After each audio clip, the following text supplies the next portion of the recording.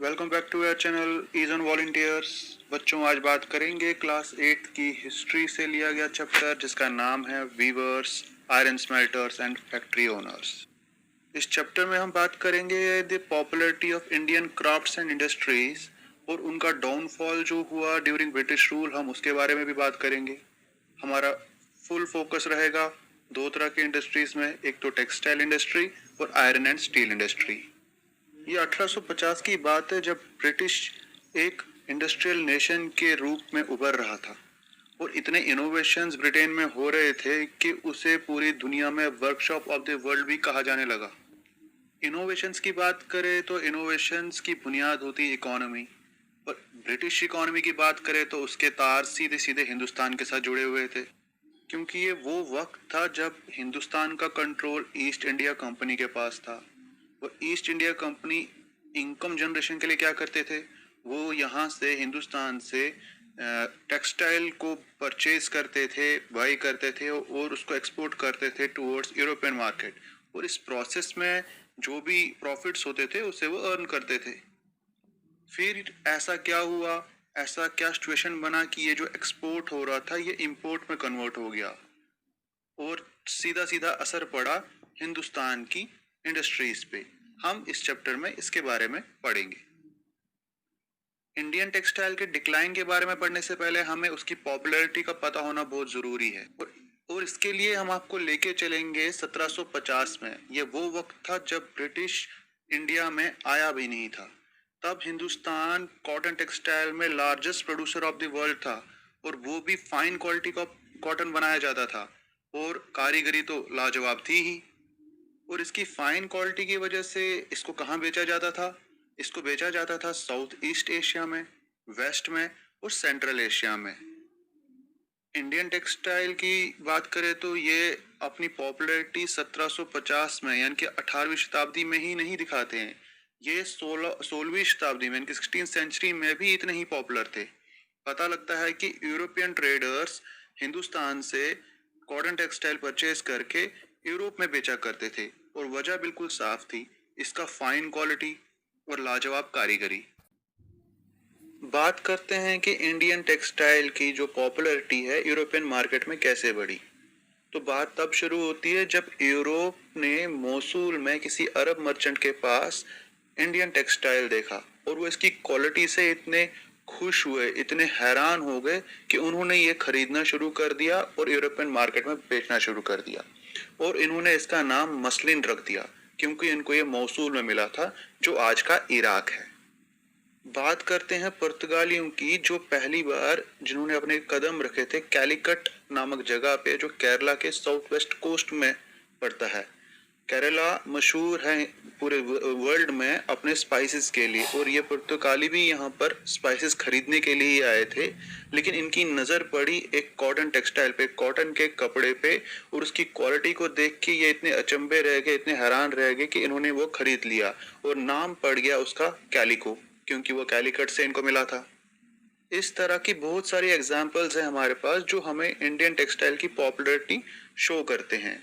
बात करते हैं दो तीन चीज़ों की, जैसे कि छिट बड़ा चिंट्स, खासास बना कोसियस और बांधना बड़ा बेंडाना। छिंट्स एक कपड़े की क्वालिटी है जिसमें छोटे छोटे रंग बिरंगी फूलों की डिजाइनिंग की जाती है, और बंदाना बोला जाता है एक प्रिंटेड स्कार्फ को जो अलग अलग रंग बिरंगी कलर्स को आपस में टाइंग एंड डाइंग की प्रोसेस से बनाया जाता है और गले में या सर पे ओढ़ा जाता है। इंडिया के कॉटन की क्वालिटी इतनी कमाल की थी कि इंग्लैंड के अमीर लोग, रिच पीपल, और इवन की वहाँ की क्वींस, वहाँ की महारानियाँ भी हिंदुस्तान के कॉटन के कपड़े पहनना पसंद करते थे। इंडियन टेक्सटाइल्स ने यूरोपियन मार्केट को इतना डोमिनेट करके रखा था कि वहाँ के wool and silk makers of Europe जो है, उन्हें इसके सेल के खिलाफ यानी कि इंडियन टेक्सटाइल की सेल के खिलाफ प्रोटेस्ट करना पड़ा, इसकी सेल रोकने के लिए। और फिर 1720 में यानी कि अर्ली 18th सेंचुरी में ब्रिटिश गवर्नमेंट ने एक एक्ट पास किया जिसने सेल ऑफ चिंट्स को बैन किया, और उस एक्ट का नाम था कैलिको एक्ट। ये वो वक्त था जब टेक्सटाइल इंडस्ट्री इंग्लैंड अभी अपनी टेक्सटाइल इंडस्ट्री में शुरुआत ही कर रहा था और उनकी कंपटीशन किसके साथ थी? इंडियन टेक्सटाइल के साथ थी और उनको अपना मार्केट भी बचाना था। तो ये साफ साफ। और इसी वक्त में इंग्लैंड में कुछ टेक्नोलॉजिकल इनोवेशंस हुई, जैसे कि 1764 में जॉन के ने स्पिनिंग जेनी का आविष्कार किया और 1786 में रिचर्ड आर्कवाइट ने स्टीम इंजन का आविष्कार किया। और इन आविष्कारों की वजह से, इनोवेशंस की वजह से इंग्लैंड की टेक्सटाइल इंडस्ट्री में एक रेवोल्यूशन आ गया। वहाँ की प्रोडक्टिविटी इतनी इंक्रीज हो गई कि वो बड़े पैमाने पे कॉटन को बनाने लगे, कॉटन के कपड़े को बनाने लगे और उसकी जो प्राइस थी इंडियन टेक्सटाइल से काफ़ी कम था। लेकिन इतना करने के बाद भी 18th सेंचुरी के एंड तक इंडियन टेक्सटाइल ने वर्ल्ड मार्केट्स को डोमिनेट करके रखा और वजह बिल्कुल साफ थी कि उनकी क्वालिटी बहुत फाइन थी और डिजाइनिंग बहुत सुपीरियर थी। वीवर्स की बात करें तो वीवर्स किसी एक कम्युनिटी से बिलोंग करते हैं जो अपने वीविंग के काम में इतने माहिर होते हैं और उनकी जो ये हुनर है वो जनरेशन टू जनरेशन ट्रांसफ़र होता है। एग्जाम्पल के तौर पे ले तो तांती वीवर्स ऑफ बंगाल या झूलहास और Momin weavers of north India या कोई कॉलर या Devangs of south India. Decline की बात करें तो इंडियन टेक्सटाइल का डिक्लाइन उतनी ही तेज़ी से हुआ जितनी तेज़ी से ब्रिटिश टेक्सटाइल का डेवलपमेंट हुआ। वजह बिल्कुल साफ थी कि ब्रिटिश टेक्सटाइल इंडियन टेक्सटाइल से काफ़ी सस्ता था। दूसरा कि ब्रिटिश टेक्सटाइल अब अपनी क्वालिटी भी काफ़ी इम्प्रूव कर चुका था। तीसरी वजह थी इनोवेशंस। ब्रिटिश टेक्सटाइल की मैन्युफैक्चरिंग मशीनों के ज़रिए होती थी, जबकि इंडियन टेक्सटाइल की मैन्युफैक्चरिंग अभी भी मैनुअल थी। अभी भी धागा बुनने का काम मैनुअली होता था। एक और वजह थी काफ़ी इंडियन कपड़ों को, इनकी सेल को इंग्लैंड में बैन किया गया। और आखिरी यानी कि सबसे मेन बात, हैवी इम्पोज ड्यूटी जो ब्रिटिश गवर्नमेंट द्वारा लगाया गया, किस पर?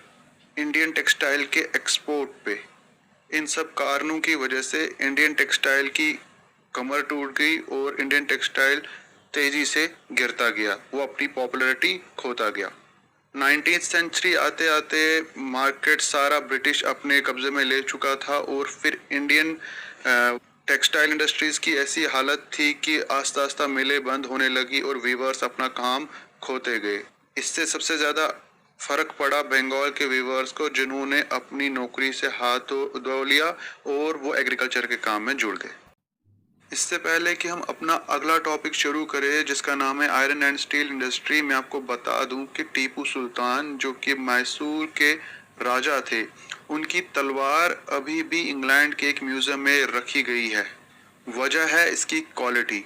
ये वही तलवार है जिससे टीपू सुल्तान ने ब्रिटिशर्स को 4 लड़ाइयों में हरा दिया और उनको काफ़ी नुकसान पहुंचाया। ब्रिटिशर्स इसकी क्वालिटी से इतने हैरान थे कि उन्होंने इस तलवार पे रिसर्च करना शुरू कर दिया और रिसर्च के दौरान ये पता लगा कि ये एक अलग तरह का कार्बन स्टील से बनी गई तलवार थी जिसको वुड स्टील भी कहा जाता है। और ये वुड स्टील हिंदुस्तान के दक्षिणी भाग में यानी कि साउथ इंडिया में बनता था। इसी रिसर्च को आगे बढ़ाते हुए फ्रांसिस बर्चनन 1800 ईयर में हिंदुस्तान आए। ये वो साल था जब टीपू सुल्तान की मौत को 1 साल पूरा हो चुका था। उनका मकसद यहाँ आने का था इस वुड स्टील की टेक्निक जानना कि ये किस टेक्निक से इस वुड स्टील को बनाया जाता है। इसके लिए उन्होंने मैसूर के काफ़ी फर्नेसेस का अध्ययन किया, उनके बारे में पढ़ा, देखा, जाना। वुड स्टील को बनाने के लिए कुछ अलग तरह की टेक्निक लगती थी। ये एक स्पेशलाइज्ड टेक्निक यूज़ होती थी जो कि हर किसी के बस की बात नहीं थी। इसमें एक फर्नेस होता था जो कि कच्ची मिट्टी की ईंटों से बना हुआ होता था। उसमें मिट्टी का एक बर्तन रखा जाता था जिसमें आयरन और चारकोल को गर्म करके मिक्स किया जाता था। फिर स्पेशलाइज तरीके से टेम्परेचर को कंट्रोल किया जाता था, इनके तापमान को नियंत्रित किया जाता था और वुड स्टील का निर्माण होता था। ये आयरन स्मेल्टिंग का काम 19th सेंचुरी के एंड तक बहुत कॉमन था इंडिया में। कि बिहार और सेंट्रल इंडिया के लगभग हर डिस्ट्रिक्ट के हर गांव में छोटे छोटे आयरन स्मेल्टर्स पाए जाते थे जो कि आयरन स्मेल्टिंग करते थे अपने रोजमर्रा के जो औजार थे उनको बनाने के लिए। फिर लगभग 19वीं सेंचुरी के आखिरी सालों में कॉलोनियल गवर्नमेंट कुछ नए फॉरेस्ट लॉज लेके आ गई जिसमें कि आयरन स्मेल्टर्स को फॉरेस्ट की एंट्री रोकी गई। अब सवाल ये था कि वुड और चारकोल कैसे लाया जाए फर्नेस जलाने के लिए, और जिनको इजाज़त दी भी जाती थी उनके ऊपर भी इतने हैवी टैक्सेस लगा दिए गए कि आयरन स्मेल्टिंग की कमर वैसे ही टूट गई। कुछ लोगों ने थोड़ी देर के लिए चोरी चोरी जंगलों में जाके लकड़ी लाना और अपना काम जारी रखना तो रखा, लेकिन वो भी कब तक चल पाता। फिर आखिरकार इनको ये काम छोड़ना पड़ा और दूसरे कामों में लगना पड़ा। 20वीं सेंचुरी के शुरुआत से ही एक नया कंपटीशन सामने आया आयरन और स्टील मैन्युफैक्चरर्स के लिए। ब्रिटिश सरकार ने स्टील को ब्रिटेन से इंपोर्ट करना शुरू कर दिया। इसकी वजह से काफ़ी असर पड़ा लोकल आयरन स्मेल्टर्स के ऊपर। आयरन स्मिथ्स को फोर्स किया गया कॉलोनियल गवर्नमेंट द्वारा कि वो इंपोर्टेड स्टील का ही यूज़ करे यूटेंसिल्स यानी कि बर्तन बनाने के लिए, और आस्ता आस्ता आयरन स्मेल्टर जो लोकल आयरन स्मेल्टर्स है वो गायब हो गए। तो हमने बात की वीवर्स की, हमने बात की आयरन स्मेल्टर्स की और उनका डिक्लाइन की। अब फैक्ट्री ओनर्स की बात करते हैं। Iron and steel factories came up in India in 1904। 1904 में यहाँ पर आयरन और स्टील फैक्ट्रीज आई और लाई गई दरब जी टाटा के द्वारा, जो कि बड़े बेटे थे जमशेद जी टाटा के। उन्होंने हिंदुस्तान की काफ़ी जगहों को एक्सप्लोर किया, जियोलॉजिस्ट की मदद ली और फाइनली वो राजहारा हिल्स पहुंचे जहां उनको फाइन क्वालिटी का आयरन ओर मिला। लेकिन वहां कंपनी सेटअप करना बहुत ही मुश्किल काम था क्योंकि वहां की ज़मीन काफ़ी खुश्क थी, ड्राई थी, और वहां पानी की भी कमी थी। वहां फाइनली सॉर्ट आउट किया गया और Tata iron and steel company began to produce steel. उन्होंने शुरू कर दिया अपना काम 1912 में। उस वक्त ये एक ऐसा दौर था जब इंडियन रेलवेज का काम भी जारी था और उसके लिए स्टील इंपोर्ट किया जाता था ब्रिटेन से। लेकिन लकीली 1914 का जो वॉर था वो एक अपॉर्चुनिटी साबित हुई टाटा स्टील मैन्युफैक्चरर्स के लिए, क्योंकि ब्रिटेन से इंपोर्ट जो स्टील होता था उस पर रोक लग गई। वो नहीं ला पाते थे क्योंकि उनको वॉर की बाकी डिमांड्स को फुलफिल करना था, और रेलवेज के पास अगला ऑप्शन था टाटा, और इसलिए डिमांड टाटा स्टील की बढ़ती गई। तो यहाँ पर आपका ये टॉपिक कंप्लीट होता है। कोई डाउट या क्वेश्चन हो तो कमेंट करें, वीडियो को लाइक और शेयर ज़रूर करें और चैनल को सब्सक्राइब करें।